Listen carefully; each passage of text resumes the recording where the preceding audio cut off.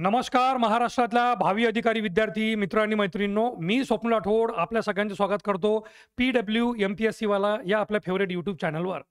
विद्यार्थी मित्रांनो, येणाऱ्या परीक्षेकरता आणि विशेष करून 2026 मध्ये ज्या परीक्षा होतील त्यामध्ये चालू घडामोडी, मग तो राज्यसेवेची परीक्षा असेल किंवा कंबाईन ग्रुप बी, ग्रुप सी किंवा सरळ सेवा किंवा पोलीस भरती, चालू घडामोडी हा अनिवार्य घटक आहे.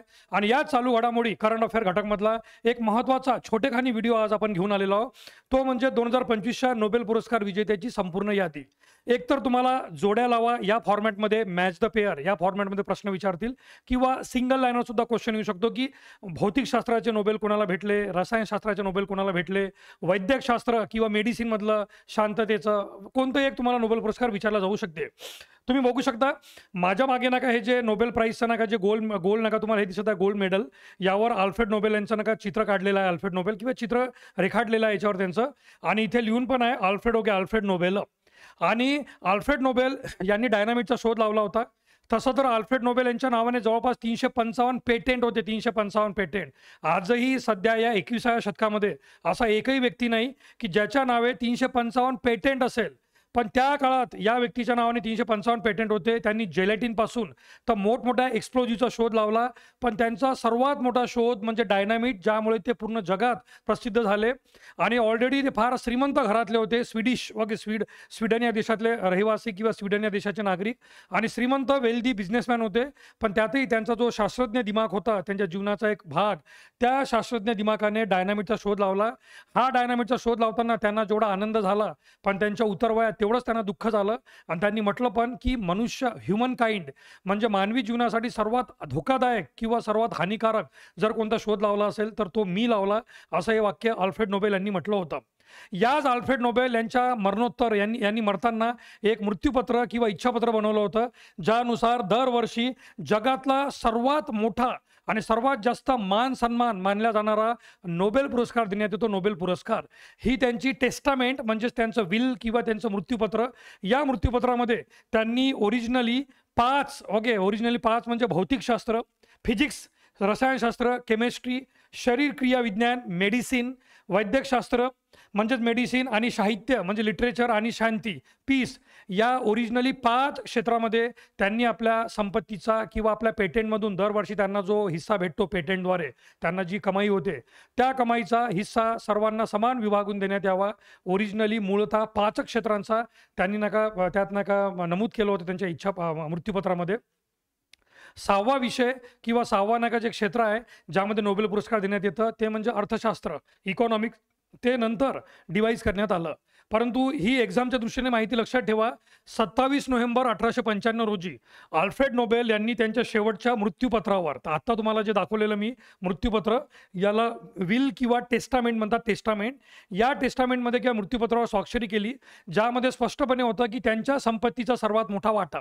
आता काही विद्यार्थी हे पण विचारतात की त्यांची संपत्ती त्या काळात ती संपली नाही का? ऑब्व्हियसली नाही. सुरुवातीलाच मी म्हटलं की त्या डायनामिट सारख्या अशा अनेक त्यांनी शोध लावले, आणि या शोधांचे पेटेंट म्हणजे मालकी हक्क त्यांच्याकडे आहे. तर या मालकी हक्कावर दरवर्षी जेवढीही कमाई होते, जेवढंही उत्पन्न येतं, तर या उत्पन्नातला सर्वात मोठा जो हिस्सा असतो तो या सर्व क्षेत्रांमध्ये विभागून देण्यात येतो नोबेल पुरस्काराच्या स्वरूपात. तर सुरुवातीच्या त्यांच्या मृत्यूपत्रामध्ये विद्यार्थी मित्रांनो, परीक्षेच्या दृष्टीने महत्त्वाचं आहे की नोबेल पुरस्कार सुरुवातीला केवळ आणि केवळ 5 मूळ क्षेत्रात देण्यात येत होते: भौतिकशास्त्र, रसायनशास्त्र, वैद्यकशास्त्र, ज्यांना आपण फिजिक्स, केमिस्ट्री आणि मेडिसिन म्हणतो. याला कृपया करून बायोलॉजी म्हणण्याचा प्रयत्न करू नका, नाहीतर भौतिकशास्त्र आणि रसायनशास्त्रानंतर नॅचरलिस्ट विद्यार्थी जीवशास्त्र म्हणण्याचा प्रयत्न करतात. तसं नाही.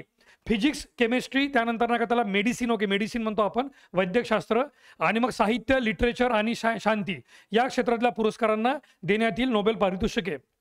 आता तुम्ही बघू शकता इथे 2 प्रकारचे 2 मेडल ठेवलेले आहे. नोबेल पुरस्काराच्या 2 आवृत्त्या आहे. तर या 2 आवृत्त्या खरोखर या दोन्ही रिलिव्हंट आहे. जर तुम्ही इकॉनॉमिक्सचं नोबेल प्राईज बघितलं, इकॉनॉमिक्सचं नोबेल प्राईज जे मूळ इच्छापत्रात नव्हतं ते नंतर समाविष्ट करण्यात आलं, तर ते नोबेल प्राईज नका वेगळं आहे दिसायला. आणि तुम्ही बघू शकता की मूळ नोबेल पारितोषिक जे आहे गोल्ड पूर्णपणे सुवर्णाच्या ह्याच्यात देण्यात येतं, ते सुद्धा वेगळं आहे. इथे अल्फ्रेड नोबेल यांचं नाव आहे आणि त्यांचा जन्म आणि मृत्यू तारीख दिलेला आहे. परंतु इकॉनॉमिक्ससाठी जे नोबेल पुरस्कार हे करण्यात आलं, तयार करण्यात आलं, त्यामध्ये अल्फ्रेड नोबेल यांचं पूर्ण चित्र सुद्धा रेखाटलेलं नाही. त्यांचा फक्त नका शरीराचं म्हणजे त्यांचा मानेपर्यंतचा भाग आहे आणि त्यामध्ये नका एक नका दोन नका फुलांचे नका हे दाखवलेलं बुके टाईप चित्र आणि वर नका अल्फ्रेड नोबेल यांचं नाव आणि त्यात नका थोडीशी माहिती दिलेली आहे त्या संस्थेची. तर ही सुद्धा माहिती लक्षात ठेवा की अर्थशास्त्रामधलं इथे लिहून आहे इकॉनॉमिक्स नोबेल प्राईज आणि अदर नोबेल प्राईज म्हणजे obviously physics, chemistry, medicine, literature आणि पीस आहे की नाही, या 5 क्षेत्रामधलं नोबेल पुरस्कार जे मूळ नोबेल पुरस्कार आहे त्यांची डिझाईन वेगळी आहे आणि अर्थशास्त्राच्या नोबेल पुरस्काराची डिझाईन वेगळी आहे. 1968 मध्ये, आता हा तुमच्या परीक्षेसाठी फार महत्त्वाचा पॉईंट आहे की मूळ मृत्यूपत्रामध्ये केवळ 5 क्षेत्रामध्ये नाही का नोबेल पुरस्कार देण्यात येत होते. तर 6वा जो क्षेत्र तयार करण्यात आलं इकॉनॉमिक्स किंवा अर्थशास्त्र, ते कोणत्या वर्षी? 1968 मध्ये स्वीडनची मध्यवर्ती बँक, जिला स्वीडनची जसं आपल्या भारताची RBI आहे, रिझर्व्ह बँक ऑफ इंडिया, तशी स्वीडनची रिक्स बँक ऑफ स्वीडन म्हणतात त्याला, रिक्स RIKS, त्याला रिस्क म्हणू नका, RIKS, रिक्स म्हणा, रिक्स बँक ऑफ स्वीडन यांनी अल्फ्रेड नोबेल यांच्या स्मृतीप्रित्यर्थ मध्यवर्ती बँकेने 1968 मध्ये अर्थशास्त्रातला स्वीडन रिक्स बँक पुरस्काराची स्थापना केली. म्हणजे आतापर्यंतच्या डिस्कशनमध्ये तुम्हाला दोन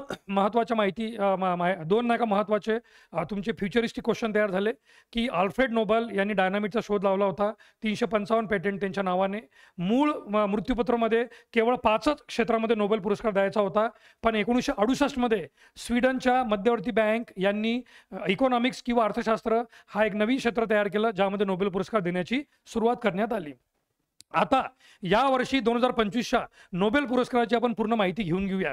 सर्वप्रथम परीक्षेसाठी सर्वात जास्त महत्त्वाचं, ज्याचे चान्सेस सर्वात जास्त आहे आणि जो पुरस्कार सर्वात जास्त चर्चेमध्ये राहिला, तो पण विजेत्यामुळे नाही तर जो हारला किंवा ज्याची इच्छा होती, ते म्हणजे अमेरिकेचे राष्ट्रपती डोनाल्ड ट्रम्प यांनी अनेक वेळा अनेक मीडियासमोर आणि त्यांच्या PR टीमने पूर्ण प्रयत्न केले होते की डोनाल्ड ट्रम्प यांना शांततेचा नोबेल पुरस्कार भेटला पाहिजे.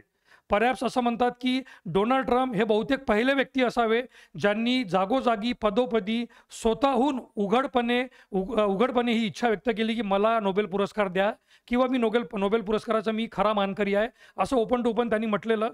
त्यामुळे सुद्धा इंटरनेटवर भरपूर त्यांचा नाही का मीम्स वगैरे आणि त्यांची खिल्ली उडवण्यात आली हा पुरस्कार घोषित केल्यानंतर. तर पहिला नोबेल पीस प्राईज आहे 2025चा, तो म्हणजे शांततेचा. पहिला 2025चा नोबेल पुरस्कार शांततेचा तो देण्यात आला व्हेनेझुएलाच्या मारिया कोरिना मचाडो. नाव लक्षात ठेवा, मारिया मचाडो, MM. एक्झाममध्ये बाकी काही लक्षात आलं नाही तरी MM लक्षात आलं पाहिजे, MM. मारिया मचाडो आहे की नाही. जसं आपण धूम मचा दे लक्षात घेऊ, धूम मचा दे, तसं मारिया मचा दे. एक्झाममध्ये आपल्याला गोळाच करायचा, गोळा आहे की नाही. तर त्यामुळे मारिया मचाडो किंवा मारिया मचा दे, धूम मचा दे, असं काही ना काही क्लिक होणं आवश्यक आहे, आपोआप लक्षात राहील ते. मारिया कोरिना मचाडो व्हेनेझुएलाच्या जनतेसाठी लोकशाही हक्कांना प्रोत्साहन देण्यासाठी आणि हुकुमशाहीतून लोकशाहीकडे त्यांनी म्हणजे व्हेनेझुएलामध्ये 2012 पासून गेल्या 1 दशकापासून प्युअर तिथे नाही का हुकुमशाही सुरू झाली होती, डिक्टेटरशिप. आणि या हुकुमशाहीमध्ये निवडणुकीच्या बाबतीत तिथे फार मोठा प्रॉब्लेम निर्माण झाला होता आणि निवडणुकीमध्ये तिथे एका प्रकारचा आपण म्हणू शकतो की जनतेची वोट चोरी होत होती. जनतेची वोट चोरी म्हणजे इलेक्शनमध्ये फक्त आणि फक्त फ्रॉड चाललेला होता.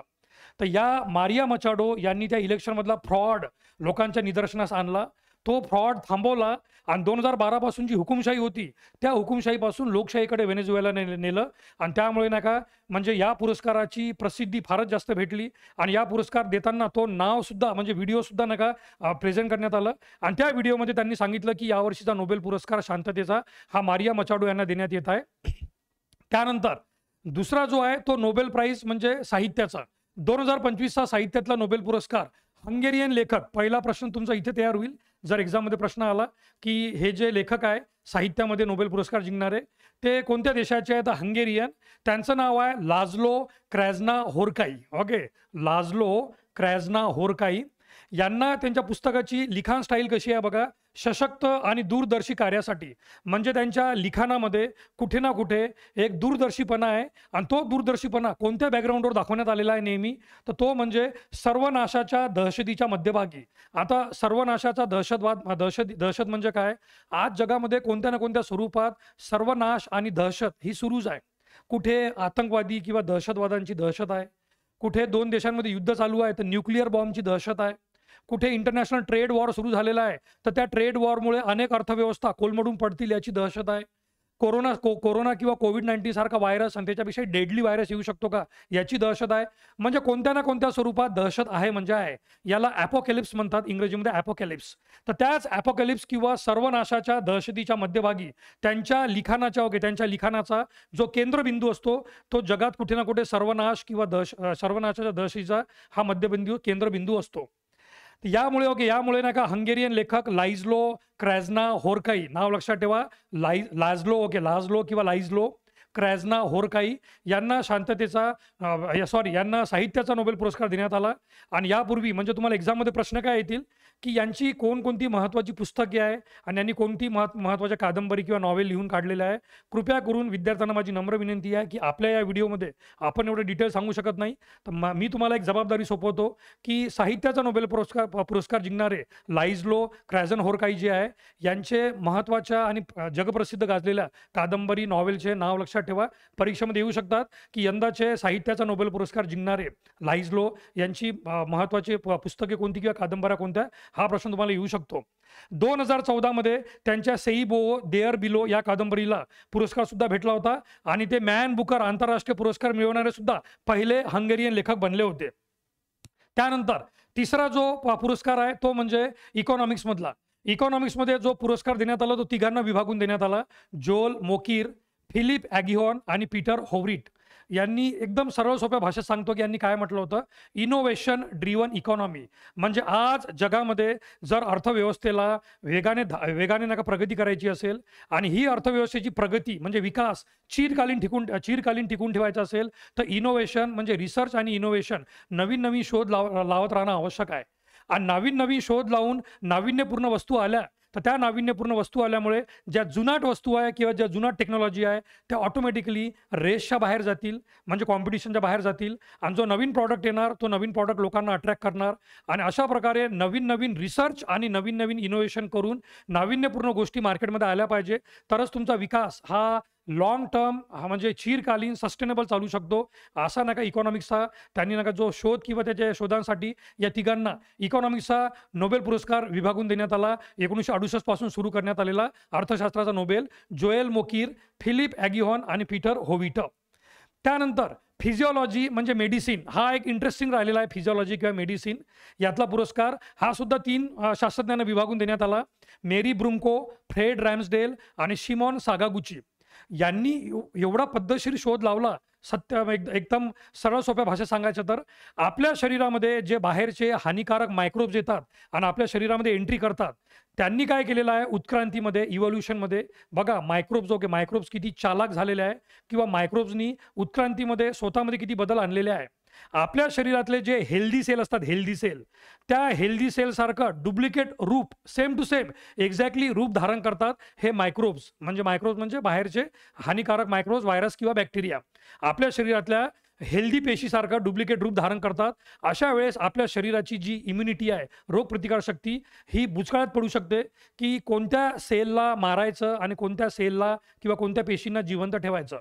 परंतु यांनी तो शोध लावला की आपल्या शरीराची रोगप्रतिकार शक्ती म्हणजे इम्युनिटी एवढी परफेक्ट आहे की ती बरोबर जे डुप्लिकेट आहे म्हणजे मायक्रोब्स आहे त्यांनी जरी आपल्या हेल्दी सेलचं रूप धारण केलं असेल तरी त्यांना निवडून निष्क्रिय करते, त्यांना डिॲक्टिवेट करते आणि आपले जे हेल्दी सेल आहे त्यांना कायम ठेवते. म्हणजे इम्युनिटी सिस्टम आपल्या पूर्ण शरीराला हेल्दी ठेवण्याचा प्रयत्न करते आणि यामध्ये ती स्वतःलाच म्हणजे रोगप्रतिकार शक्ती स्वतःला इम्युनिटी स्वतःला नष्ट होण्यापासून वाचवते. आणि ज्याची इम्युनिटी बेटर त्याची तब्येत किंवा कोणताही सीझन असो पावसाळा हिवाळा उन्हाळा ज्याची इम्युनिटी चांगली आहे तो कधीच बिमार पडत नाही. सर्वसामान्य गोष्टींना तो बिमार पडत नाही. तर हाच नका त्यांनी जो महत्त्वपूर्ण शोध लावला तर या तिघांना वैद्यकशास्त्राचा पुरस्कार देण्यात आला. त्यांच्या कार्याने ज्या आपल्या शरीरातल्या टी पेशी असतात या टी पेशींना रोगप्रतिकार प्रणाली सुरक्षा रक्षक असेही म्हणतात. यांचं महत्त्व त्यांनी जगासमोर आणलं की किती योग्य पद्धतीने रोगप्रतिकार शक्ती काम करते. त्यानंतर भौतिकशास्त्र म्हणजे फिजिक्समधला नोबेल पुरस्कार, मोठ्या इलेक्ट्रिक सर्किटमध्ये क्वांटम मेकॅनिक्सचे विचित्र वर्तन होऊ शकते.